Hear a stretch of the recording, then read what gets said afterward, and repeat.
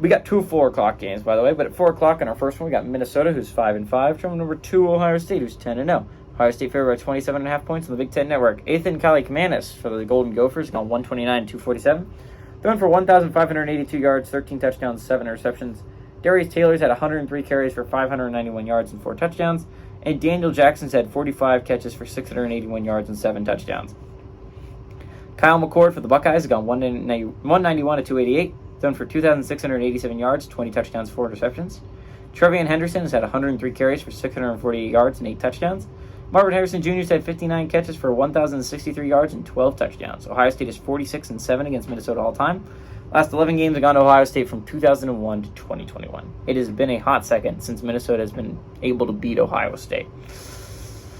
It's probably not going to change this year, right? This is an Ohio State team that a lot of people think can compete for a national championship. I'm not quite on that board yet because I think most national championship caliber football teams have a quarterback that I think is at least taking care of the football. I didn't think Stetson Bennett was one of the greatest quarterbacks I've ever seen play, but I did think Stetson Bennett could sling the ball and he could get it to his guys accurately enough that they could make plays. And they had Brock Bowers, and they had a great run game, and it's not like you needed to carry. Ohio State doesn't have a great ground game. Trevian Henderson is a good back. Do not get me wrong. He is a good back.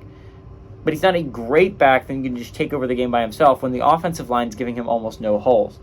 Marvin Harrison Jr. is single-handedly carrying this football team to victories a lot of the time. And, again, with that receiving core, you just need to get it close if you're Kyle McCord, right? Just get it near Emeka Egbuka, get it near Marvin Harrison Jr., get it near Fleming, and they'll go up and they'll make a big-time play. Because, again, this is Ohio State receivers. They're awesome.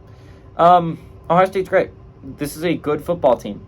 But I think a chance for a little bit of a look ahead, right? Like Ohio State last week played Michigan State. That was an easy victory. Michigan State is a really incompetent squad.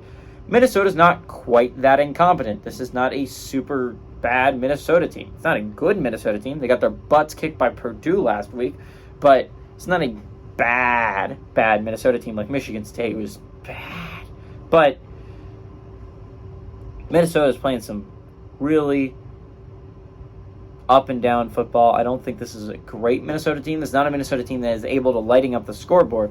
But I think a little bit of this could be a look ahead if you're Ohio State. You're looking ahead to a big Michigan game next week. I think Minnesota keeps it a little bit closer than I think a lot of people expect in this look ahead. I think Minnesota covers going to be Ohio State to win.